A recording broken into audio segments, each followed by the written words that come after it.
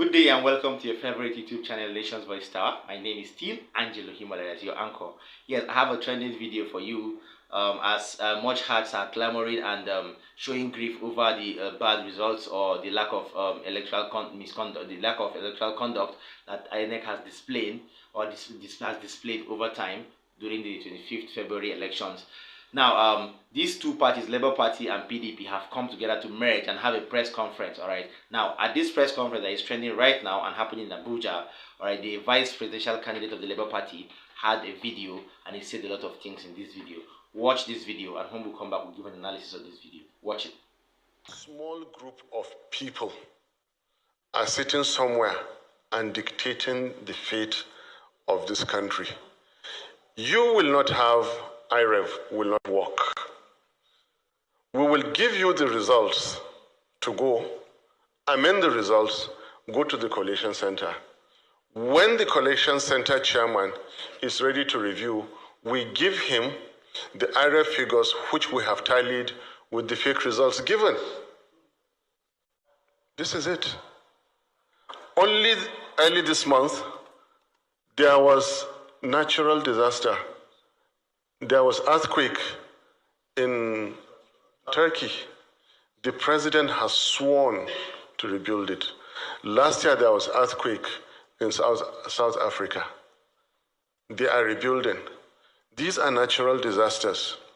Human disasters are when you have one individual destroying the future of hundreds of millions. They are worse than tornadoes. Most powerful tornadoes. They are worse than earthquakes. 60,000 people died in Turkey. Remember, 800,000 people were killed in Rwanda. One individual brought Somalia to its knees. One individual brought Iraq, an ancient civilization, to its knees. One individual brought Libya to a sorry state. We have individuals who have amassed wealth and think they can, in the Eagle Square, disgrace citizen number 1, citizen number 2, citizen number 3, because they have millions of dollars to spend on state governors. And they will come out, hold INEC, control the security, control the judiciary. That is why they are telling you go to court. People are afraid to mention courts in civilized societies. The moment you mention court, he will say, okay, what do you want? That is the truth of the matter. We are heading, like I told you, when everything is at stake, and right now everything is at stake.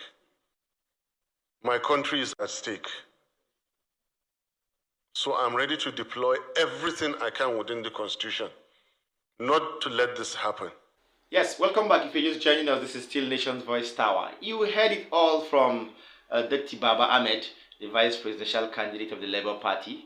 He was there giving us examples of different countries that had issues, especially physical issues that are relating to the physical environment, but are still in the rebuilding process. Then compared to Nigeria, whose problems are kind of characterized under human resources, all right, where people use power, use money, and use all forms of unconventional means to make people bow down to them, to do their biddings, and so on and so forth.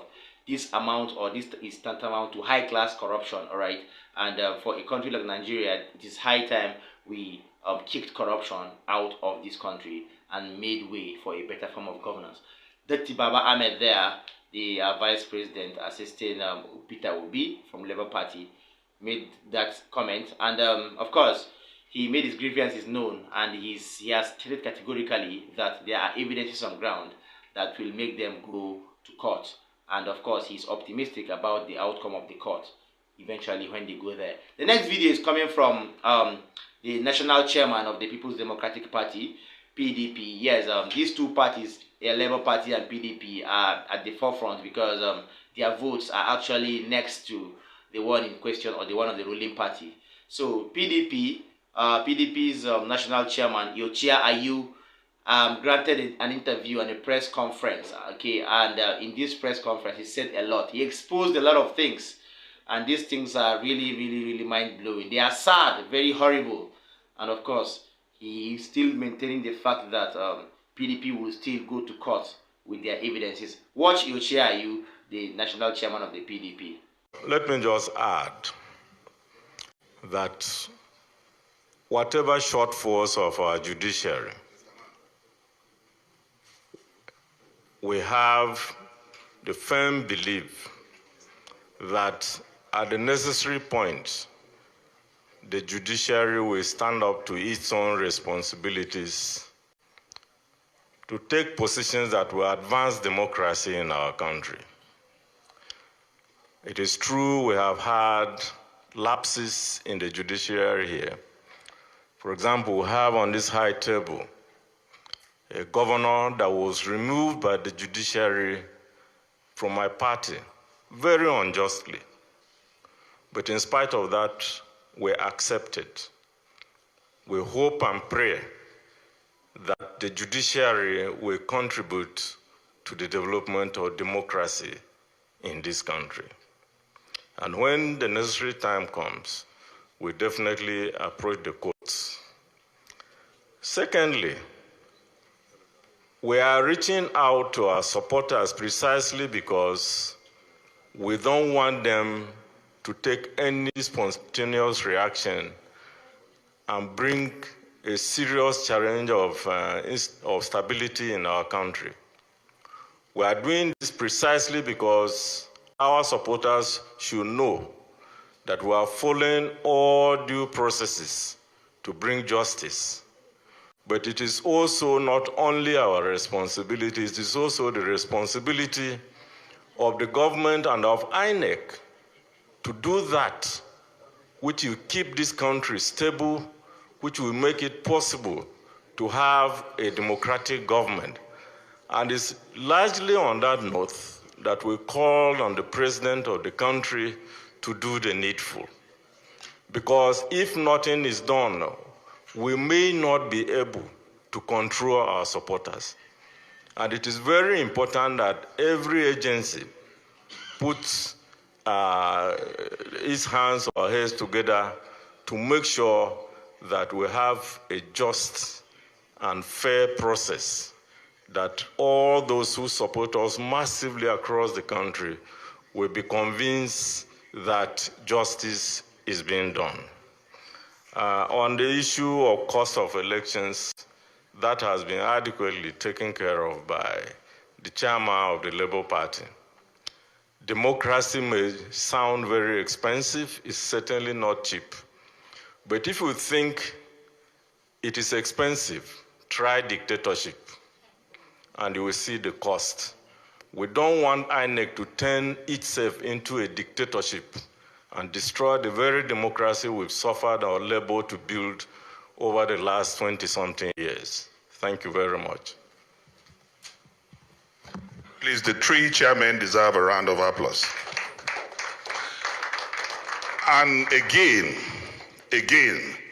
to buttress the fact that what we have in Nigeria today is not election collation, that it is vote allocation.